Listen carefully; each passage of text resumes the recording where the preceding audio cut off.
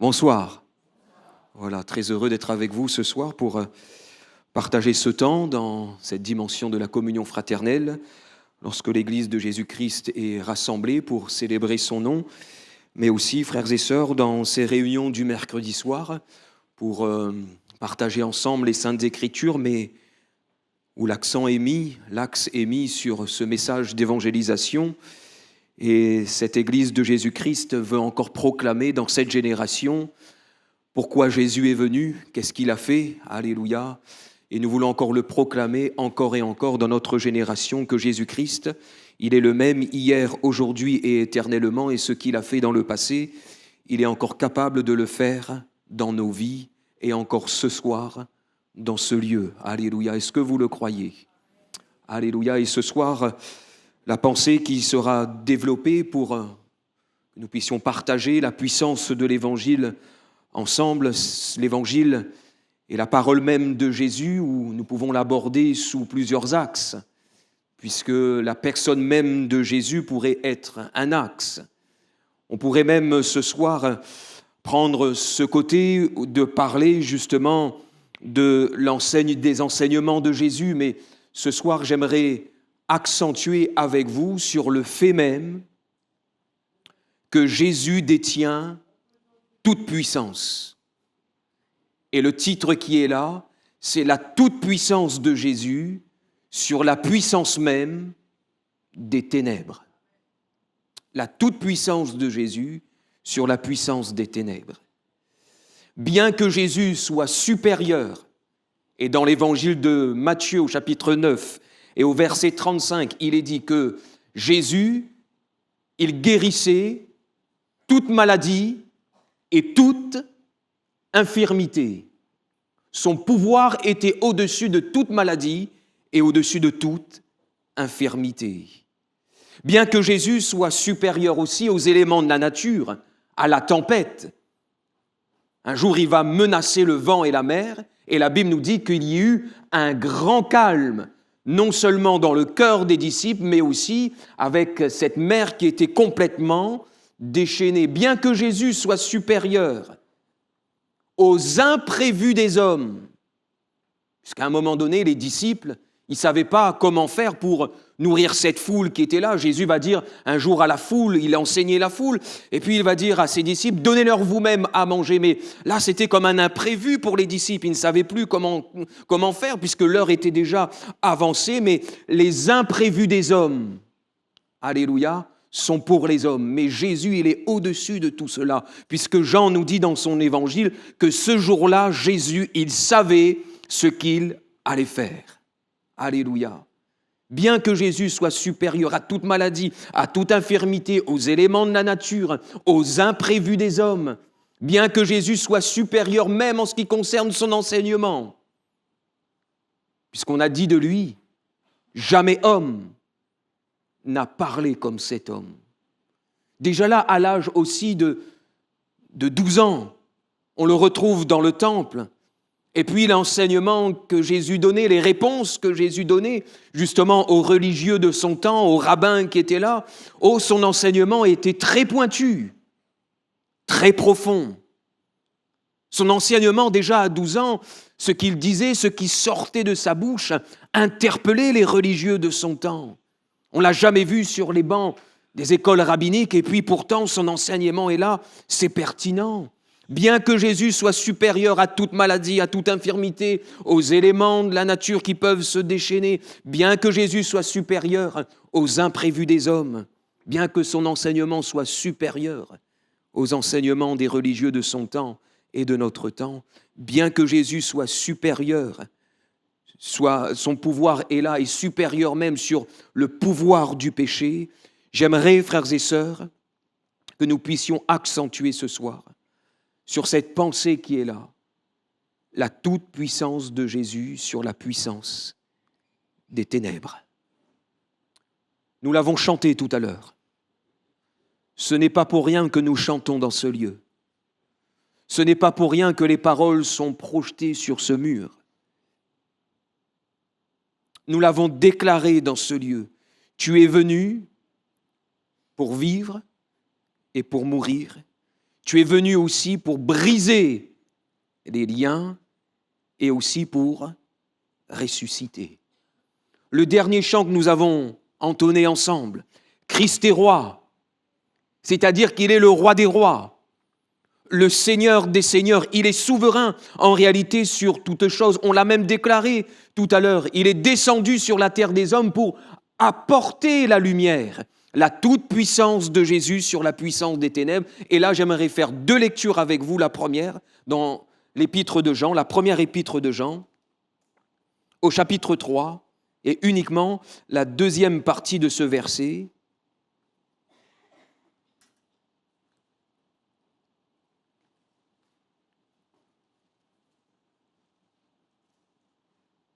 Et nous allons voir pourquoi Jésus est venu dans ce monde. 1 Jean chapitre 3 et la deuxième partie du verset 8, il est dit ceci, « Le Fils de Dieu, c'est-à-dire Jésus, a paru afin de détruire les œuvres du diable. » Jésus est venu pour réduire à néant les œuvres du diable. Et j'aimerais illustrer cela, puisque Jean l'a écrit, et le dit même dans le premier chapitre, ce que nous avons vu, ce que nous avons entendu, nous vous l'annonçons maintenant. Et Jean était l'un des disciples qui a su marcher fidèlement avec Jésus lorsque Jésus était sur cette terre. Et Jean, il écrit cela, bien sûr, inspiré par le Saint-Esprit. Il a vu, il a entendu, et voici ce qu'il a mis par écrit. Le Fils de Dieu a paru afin de détruire les œuvres du diable. Alors, qu'a-t-il vu pour écrire cela? Qu'a-t-il entendu pour écrire cela? On pourrait partir dans son évangile, puisqu'il a écrit aussi un évangile. Mais ce soir, nous allons partir, et j'aimerais que nous puissions nous orienter cette fois-ci dans le deuxième évangile, évangile de Marc au chapitre 9, et à partir du verset 14. Marc chapitre 9, le verset 14, et nous ferons la lecture jusqu'au verset 29, s'il vous plaît. Voici ce qu'il est dit. Lorsqu'ils furent arrivés près des disciples, c'est-à-dire Jésus et 3 autres disciples, ils virent autour d'eux une grande foule et des scribes qui discutaient avec eux. Dès que la foule vit Jésus, elle fut surprise et accourut pour le saluer. Il leur demanda, « De quoi discutez-vous avec eux ?» Et un homme de la foule lui répondit, « Maître, j'ai amené auprès de toi mon fils qui est possédé d'un esprit muet. En quelque lieu qu'il le saisisse, il le jette par terre. L'enfant écume, grince des dents et devient tout raide. J'ai prié tes disciples de chasser l'esprit et ils n'ont pas pu. » Race incrédule, leur dit Jésus, « Jusqu'à quand serai-je avec vous? Jusqu'à quand vous supporterai-je? Amenez-le-moi. » On le lui amena. Et aussitôt que l'enfant vit Jésus, l'esprit l'agita avec violence, il tomba et se roulait par terre en écumant. Jésus leur demanda au Père, « Combien y a-t-il de temps que cela lui arrive ?» « Depuis son enfance, répondit-il. Et souvent l'Esprit l'a jeté dans le feu et dans l'eau, avec un but bien précis pour le faire périr. Mais si tu peux quelque chose, viens à notre secours et compassion de nous. » Jésus lui dit, « Si tu peux, tout est possible à celui qui croit. » Aussitôt, le père de l'enfant s'écria, « Je crois, viens au secours de mon incrédulité. » Jésus, voyant accourir la foule, menaça l'esprit impur et lui dit, « Esprit muet et sourd, je te l'ordonne, sors de cet enfant et n'y rentre plus. » Et il sortit en poussant des cris et en l'agitant avec une grande violence. L'enfant devint comme mort, de sorte que plusieurs disaient qu'il était mort. Mais Jésus, l'ayant pris par la main, le fit lever et il se tint debout. Quand Jésus fut entré dans la maison, ses disciples lui demandèrent en particulier « Pourquoi n'avons-nous pas pu chasser cet esprit ?» Il leur dit « Cette espèce-là ne peut sortir que par la prière. » Est-ce qu'on peut dire amen ensemble? Avec ce merveilleux récit et cette partie de la vie de Jésus sur terre, l'un de ses miracles. Seigneur, merci pour ce que tu as accompli. Le titre ce soir, je le réitère, la toute-puissance de Jésus sur la puissance des ténèbres. Et l'une des pensées que j'aimerais laisser dans vos cœurs ce soir est la suivante. Le Dieu qui est capable de se révéler dans sa toute-puissance sur la montagne, il peut également révéler sa toute-puissance dans nos vallées. Le Dieu qui est capable de révéler, de manifester sa toute-puissance sur la montagne, il est capable aussi de le faire dans nos vallées. Pourquoi je dis cela?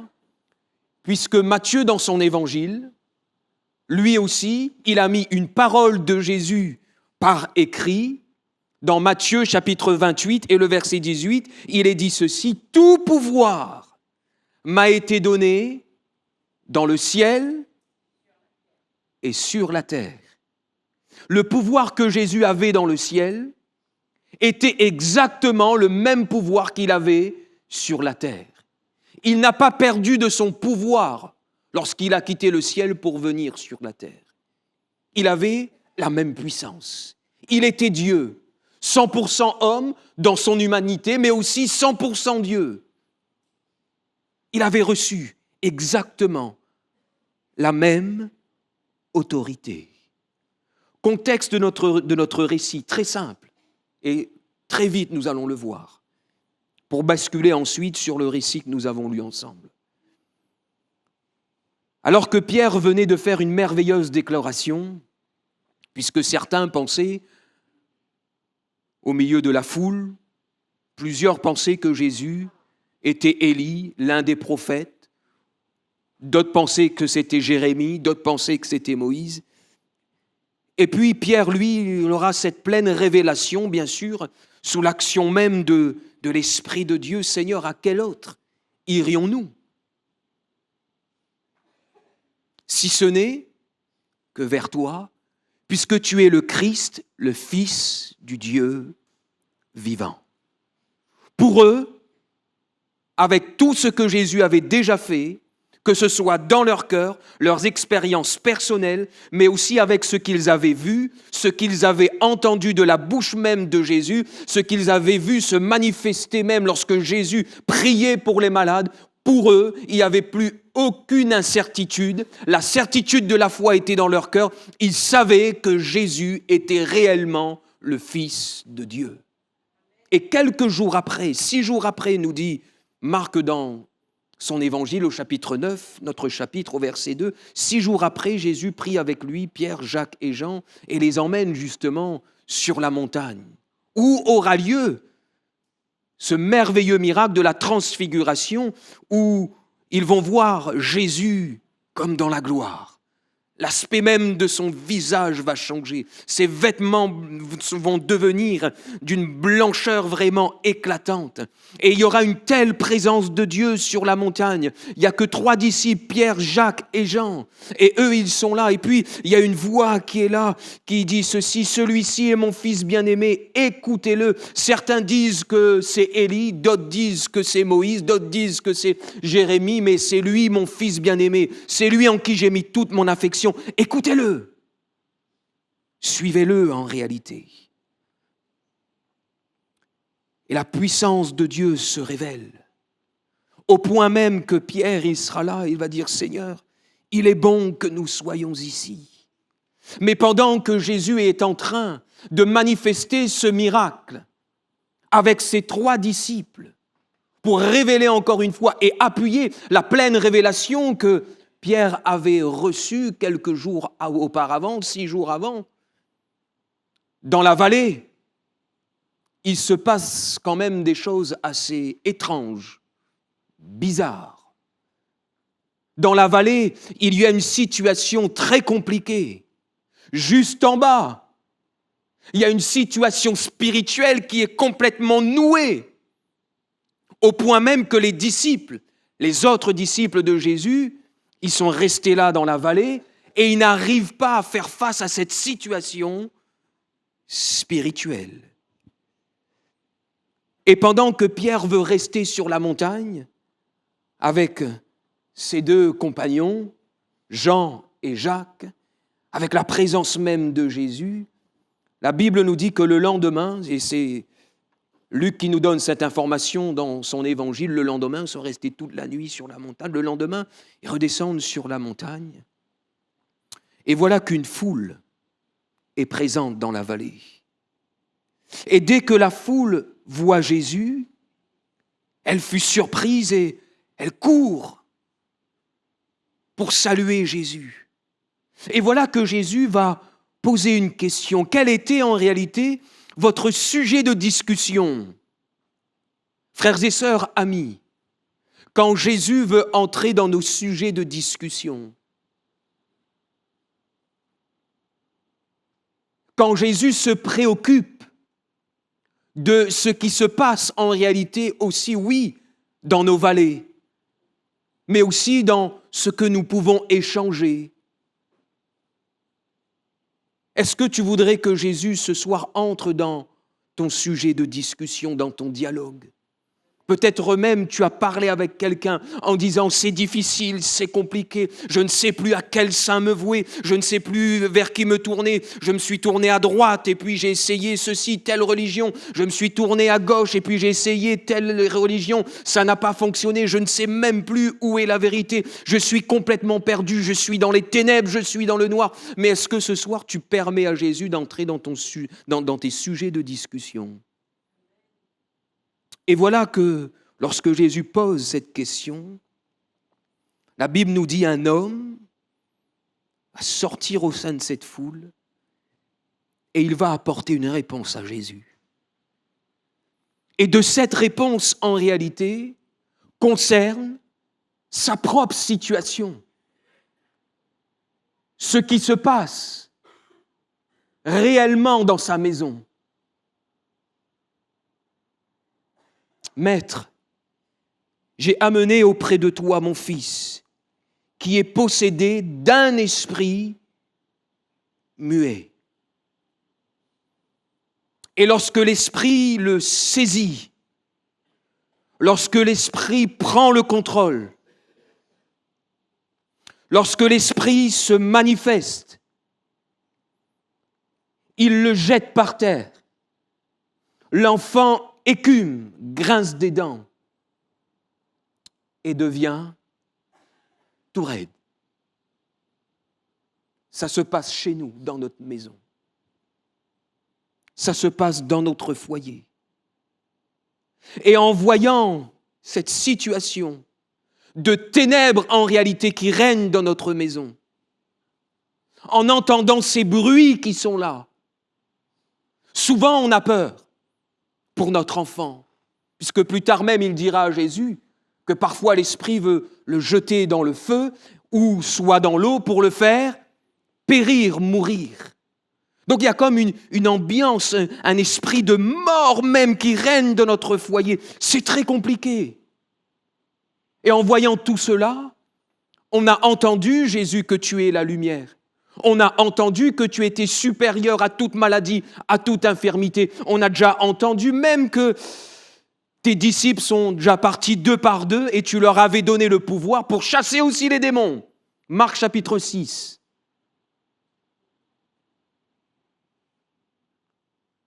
Et voilà que on a quitté la maison pour venir à ta rencontre. On pensait te trouver, Jésus. On ne t'a pas trouvé. Plusieurs de tes disciples qui étaient là nous ont dit que tu étais sur la montagne avec Pierre, Jacques et Jean. Mais en réalité, ce n'était pas forcément le problème puisque on a demandé à tes disciples. J'ai remis la vie de mes enfants à tes disciples pour que eux aussi ils prient pour mon enfant pour qu'il soit délivrés, mais ils n'ont pas pu. Et voilà que Jésus, en réalité, va s'occuper du vrai problème. Et il était où le problème? Non pas dans la puissance de cet esprit mauvais qui était là. Jésus, en réalité, il met l'accent de suite sur un manque de foi concernant les disciples.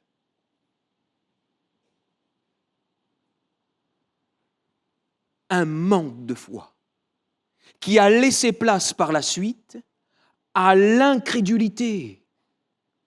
Et c'est là le vrai problème pour Jésus. Jésus aurait pu tout de suite répondre à la prière de ce papa en disant « Où est ton enfant ? Je vais prier de suite pour lui et après je veux m'occuper des disciples. » Non. Jésus met l'accent sur ce qui peut déclencher le miracle, déclencher le surnaturel même de Dieu, la foi. Parce que là où il y a de l'incrédulité, Jésus ne peut pas agir. Et je le disais encore hier soir aux frères et sœurs de Basse-Terre, 1 gramme, encore moins qu'1 gramme peut-être d'incrédulité, annule tout le surnaturel de Dieu qui était en marche pour nous bénir et pour nous fortifier et pour peut-être même te délivrer, nous délivrer. Un petit millimètre d'incrédulité annule tout le surnaturel de Dieu. La Bible dit que ce qui nous rend agréable à Dieu, l'auteur de l'Épître aux Hébreux va le déclarer, ce qui nous rend agréable à Dieu, c'est cette foi.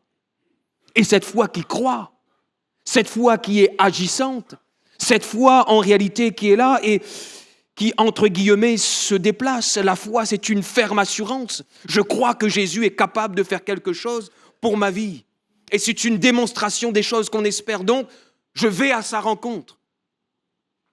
J'emmène ma vie même dans les mains de Jésus. Et ce soir, j'inviterai quelqu'un à manifester une telle foi. Tu ne comprends pas peut-être tout ce qui se passe dans ta vie. Tu ne comprends pas pourquoi il y a encore ceci, pourquoi il y a encore cela. Tu ne comprends pas pourquoi les choses n'avancent pas dans ta vie. Tu ne comprends pas pourquoi le noir est là, le noir est constamment présent. Tu ne comprends pas pourquoi peut-être même que les bruits restent encore dans ta maison. Tu ne comprends pas pourquoi la maladie, elle est là. Mais ce soir, je t'invite à lever les yeux vers le ciel. Je t'invite ce soir, et c'est une invitation de Jésus, à croire que le miracle est toujours possible. C'est là le vrai problème pour Jésus, un manque de foi. Et il le dira même à ses disciples, « Jusqu'à quand serai-je avec vous? Jusqu'à quand vous supporterai-je » Les disciples, ils avaient reçu le pouvoir, Marc chapitre 6, de guérir les malades et de chasser les démons. Après avoir donné cet enseignement aux disciples sur la foi, Jésus s'occupe de la situation. Et face à la présence même de Jésus, Jésus va donner cet ordre qu'on appelle l'enfant. Et lorsque l'enfant voit la personne de Jésus, le Messie, le Fils de Dieu qui a apparu pour détruire les œuvres du diable, lorsque l'enfant vit Jésus, il y a une manifestation, une agitation, au point où l'enfant va être agité comme dans une violence extrême, il tomba et il roule par terre en écumant. Imaginez-vous la scène. Jésus qui reprend ses disciples en ce qui concerne la foi. Jésus qui demande à l'enfant de venir. Lorsque l'enfant voit Jésus, le mauvais esprit qui était là, l'esprit sourd et muet qui était là, celui qui voulait faire périr l'enfant, cette puissance mauvaise qui tenait cet enfant était là. Cette puissance va se manifester et au lieu que Jésus s'occupe de suite du cas de l'enfant, que fait Jésus? Il s'occupe du papa. Jésus change à nouveau d'orientation dans l'accomplissement même du miracle ici dans l'évangile de Marc. En réalité, il s'occupe de ce qui a contaminé le cœur du papa. Il va poser quelques questions. Combien y a-t-il de temps que cela lui arrive? Ça fait combien de temps que vous êtes dans cette situation? Et Jésus, ce soir, il pose la même question à quelqu'un. Ça fait combien de temps que tu es dans cette situation? Ça fait combien de temps que ça dure? Ça fait combien de temps que ce lien est là? Ça fait combien de temps que tu essaies de te débarrasser de ce lien, de cette chaîne qui est là? Ça fait combien de temps que tu essaies de t'en sortir en ce qui concerne l'alcoolisme, en ce qui concerne le tabac, en ce qui concerne les drogues qui sont là, plus ou moins dures? Ça fait combien de temps? Ça fait combien de temps que tu cherches à te débarrasser de ton péché qui est là, de l'adultère, de la fornication, de la pornographie? Ça fait combien de temps? Ça fait combien de temps que ça dure? Ce papa va donner une réponse à Jésus depuis son enfance. On ne connaît pas l'âge, mais ça fait plus d'1 an quand même que ça dure. Ça fait un peu plus de 2 ans, ça fait un peu plus de 5 ans que ça dure. Ça fait quelques années que ça dure. Jésus, en réalité, pour nous, on est comme à l'extrême. C'est compliqué à la maison. Peut-être que ce papa a arrêté de travailler pour s'occuper de son enfant.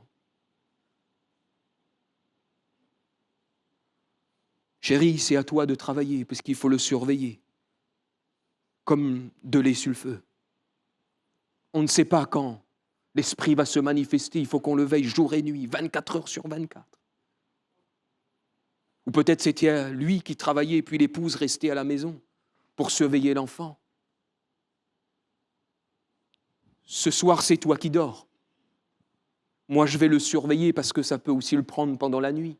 Tu es fatigué, repose-toi, je vais prendre le relais.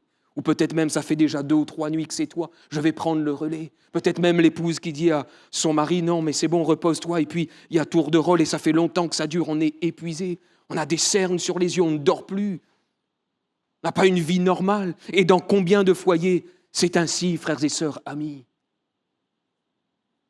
Dans combien de vies c'est ainsi? C'est compliqué. C'est terrible. On n'a pas une vie comme les autres, une vie épanouie, comme toutes celles et ceux qui connaissent le Seigneur. Parce qu'il ne peut pas y avoir d'épanouissement spirituel intérieur, un bien-être profond sans Jésus. Ce que le monde propose autour, oh, ça vous comble pendant un instant. Ça calme la douleur pendant quelques heures, pendant quelques minutes. Mais après, les problèmes recommencent. Tandis qu'avec Jésus, il peut mettre un baume sur notre cœur. Avec Jésus, il peut même apporter une pleine délivrance où on est comme là, on vit ce repos divin, on est là et puis on expérimente la présence même de Jésus au point où elle vient nous combler et nous fortifier. Jésus, c'est depuis son enfance. Et souvent, l'Esprit l'a jeté dans le feu et dans l'eau pour le faire périr. La Bible nous déclare et nous le rappelle que le diable, le voleur, il est venu pour tuer, égorger et détruire. C'est le but du diable. Et cette mission qu'il a, dans l'être qu'il est, il veille à ce que cette mission soit très bien accomplie et exécutée, soit par lui-même, ou soit par ces anges mauvais, maléfiques qui sont là, qui sont à sa disposition. Il veut faire périr les âmes. Il veut faire périr toute créature que Dieu a créée à son image. Et j'aimerais dire ce soir à quelqu'un, tu es une créature de Dieu, créée à l'image de Dieu. Cependant, si tu n'as pas donné ton cœur et ta vie à Jésus-Christ, le diable, il veut te voir périr. Il veut te faire périr. Il veut te faire mourir. Il veut que tu sois avec lui pour l'éternité dans cet étang de feu. Il ne veut pas que tu acceptes Jésus. Et il fera tout pour que tu n'acceptes pas Jésus, parce qu'il sait que c'est le chemin, la vérité et la vie. Il sait que seul Jésus est capable de te donner une pleine liberté. Il sait que c'est seul Jésus qui est capable de t'accorder les portes même du ciel. Il sait que c'est Jésus qui est capable de te donner ce salut et le pardon de tes péchés une bonne fois pour toutes.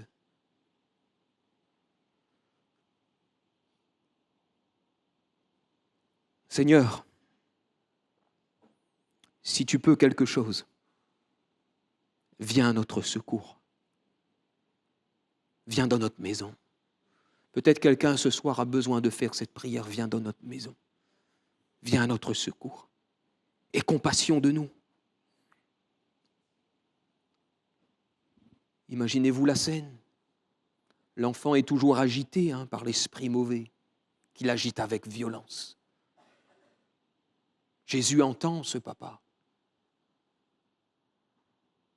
Jésus examine la situation, tout comme il le fait ce soir par la puissance et la présence même de son esprit. Il examine ton cœur, il regarde. Est-ce que tu fais cette même prière que ce papa en ce moment même? Seigneur, viens à notre secours. Seigneur, aie compassion de nous. Ou viens à mon secours. Seigneur, viens, Seigneur, et aie compassion de moi. Jésus lui dit, si tu peux, tout est possible à celui qui croit. Pourquoi? Parce que tout pouvoir lui a été donné dans le ciel et sur la terre. Pourquoi? Parce que le Fils de Dieu a paru pour détruire les œuvres du diable. Pourquoi? Parce que la toute-puissance de Jésus, elle est là et elle peut se manifester sur n'importe quelle puissance même des ténèbres. Il est le Tout-Puissant. Il est souverain. Tout est possible à celui qui croit. Pourquoi tout est possible à celui qui croit? Encore ce soir. Pourquoi tout est possible à celui qui croit? Pourquoi on prêche le message de l'Évangile? Pourquoi on prêche de tels messages d'espérance et de délivrance? Qu'est-ce qui s'est passé depuis ce miracle jusqu'à nous aujourd'hui? À un moment donné, Jésus a donné sa vie. Et avant même de mourir, il l'a déclaré à la croix, tout est accompli. Il a dépouillé les autorités. Alléluia. Il a dépouillé les dominations. Alléluia. Il les a livrés publiquement en spectacle. Alors, en face de son corps qui était meurtri, c'est le Fils de Dieu, oui, qui meurt. Il meurt par amour. Mais il est là, il a décidé de donner sa vie parce qu'il était le seul qui pouvait nous accorder le salut, mais le seul aussi qui pouvait vaincre les puissances, la puissance même des ténèbres. Aussitôt le Père de l'enfant s'écria, et je prie pour que ce cri aussi retentisse là dans ton cœur. Il s'écria, je crois. L'enfant de l'autre côté continue de s'agiter. Mais la foi est en train de renaître dans le cœur de ce papa. Peut-être qu'à un moment donné, lui aussi, il a laissé l'incrédulité entrer dans son cœur. Les disciples n'arrivent pas. Il y a un problème quelque part. Et heureusement que ce papa est resté là. Heureusement que ce papa est resté au sein de la foule. Heureusement que ce papa est resté là parce qu'il aurait pu se dire, mais prendre son enfant et rentrer à la maison. Dire, on est venu voir Jésus. On nous a dit de venir à Jésus. On nous a dit de lui faire confiance, de lui exposer nos besoins. On ne le trouve pas. Ses disciples n'y arrivent pas. Nous rentre la case. Non, j'aimerais dire à quelqu'un ce soir, reste dans ce lieu. J'aimerais dire à quelqu'un, reviens dans ce lieu. J'aimerais dire à quelqu'un, reviens et entends semaine après semaine le message de l'Évangile, parce que ce message va t'apporter la lumière, la solution, ce message va t'apporter la victoire, ce message va t'apporter de l'espérance et aussi la délivrance dont tu en as besoin. Aussitôt, le père de cet enfant s'écria, je crois, viens au secours de mon incrédulité. Et voilà que Jésus, entre guillemets, prend tout son temps pour ranimer la foi dans le cœur de ce papa. La foule est là, Et puis on dirait qu'elle veut venir au secours de cet enfant qui est agité par l'esprit mauvais, peut-être pour essayer de le canaliser, essayer de contrôler un petit peu peut-être les agitations qui se manifestent dans le corps même de cet enfant. Jésus voit la foule venir vers l'enfant. C'est là où Jésus entre en scène maintenant pour s'occuper de l'enfant. La Bible nous dit que Jésus, voyant accourir la foule, qu'est-ce qu'il fait ? Et j'aime ce mot dans l'évangile de Marc, il menaça. Tout comme il a menacé la tempête, et je l'ai dit tout à l'heure, la puissance de Jésus, la toute-puissance de Jésus, même sur les éléments, la nature qui peuvent comme se déchaîner. Jésus a menacé le vent et la mer. Et ici, il menace cet esprit mauvais qui est là. Il le menace et il va parler en disant, il lui dit, « Esprit muet et sourd, je te l'ordonne, sors de cet enfant et reviens plus. » Lorsque Jésus donne une telle parole, ça s'accomplit, frères et sœurs. Puisque Jésus, de l'autre côté, il est là, il donne ce qu'il ordonne. Sors de cet enfant et n'y rentre plus. Alors oui, on dirait que l'esprit ne veut pas quitter. Comme cela, il y a une agitation qui se fait, mais à un moment donné, l'esprit s'enfuit. L'esprit s'enfuit loin du corps, de l'âme, de l'esprit même, de l'aide de cet enfant. Et la Bible nous dit de résister au diable et il fuira. Où ça ? Vous avez retenu ce petit mot-là ? Loin. Il ne reste pas là. Hein ? Il fuira loin de nous. Alléluia. L'enfant redevient tout calme. La foule pense que l'enfant est mort. Mais Jésus, l'ayant pris par la main, il le fit lever. Ce soir, Jésus veut prendre quelqu'un par la main pour qu'il se relève. Alléluia. Et pour qu'il marche avec Jésus. Ne voudrais-tu pas ce soir expérimenter cette délivrance comme ce papa l'a expérimenté? Je ne sais pas quelle est la situation qui est nouée. Je ne sais pas quel est ton problème qui s'est noué avec le temps. Je ne sais pas quelle est la situation, peut-être même ténébreuse, qui est là. Je ne sais pas qu'est-ce qui t'empêche. Je ne sais pas quels sont les blocages dans ta vie. Blocage pour le travail, blocage peut-être pour ta vie sentimentale, blocage pour ceci, blocage pour cela. Tu mets les choses en place, mais à chaque fois, on dirait qu'il y a un truc qui ne va pas. Oh, est-ce que tu crois ce soir que Jésus est capable de débloquer aussi tes situations qui sont bloquées devant toi? Est-ce que tu crois ce soir que Jésus a tout accompli pour toi sur ce bois infâme de la croix? Est-ce que ce soir tu crois que Jésus est mort et qu'il est descendu dans le séjour des morts pour vaincre justement la mort? Et oui, la puissance aussi des ténèbres dans le séjour des morts. Vous savez, Jésus, souvent il a été confronté à la mort. En réalité, depuis sa naissance jusqu'à la fin de sa vie, jusqu'à ses 33 ans, il a été confronté à la mort. Et puis il y a une fois, tout à l'heure je réfléchissais là-dessus, pendant que nous étions en train de chanter, une fois Jésus va parler devant un tombeau. Pourtant la situation elle était plus que critique. Le corps de son ami était là et ça sentait déjà. Mais au son de la voix du ressuscité, celui qui a déclaré « Je suis le chemin, la vérité et la vie » et celui qui a déclaré « Je suis la résurrection et la vie », Jésus va parler. Et c'est la voix de la résurrection, le pouvoir, la toute-puissance de la résurrection qui entre dans le tombeau où était situé Lazare, qui entre dans le corps même de Lazare, qui est en décomposition, qui sent déjà, sa sœur a dit, ça sent déjà, ça sent mauvais. Peut-être même ta situation, elle sent mauvais, mais si tu entends la voix ce soir de l'Esprit que te dit, si, il y a encore une possibilité de vie, de résurrection et de délivrance, laisse cette parole te pénétrer. La Bible nous dit que ce jour-là, lorsque le corps de Lazare, il était là, à un moment donné, ce corps va reprendre vie, puisque ce corps a entendu la parole de celui qui est vie et celui qui est ressuscité. Cette voix retentit dans le tombeau, là où il y avait la mort. Et Lazare est ressuscité. Il a vécu, le miracle de la résurrection. Jésus lui-même, il est ressuscité. Au bout de 3 jours, lui aussi, il est descendu dans le séjour des morts, mais au bout de 3 jours, il est ressuscité et il est assis à la droite de Dieu. Et ce soir encore, il y a possibilité pour toi, oui, de dire tout est possible à celui qui croit, puisque tout a été accompli. Alléluia. On va ensemble prier le Seigneur quelques instants. Alléluia. Oh Jésus, à toi la gloire, Seigneur.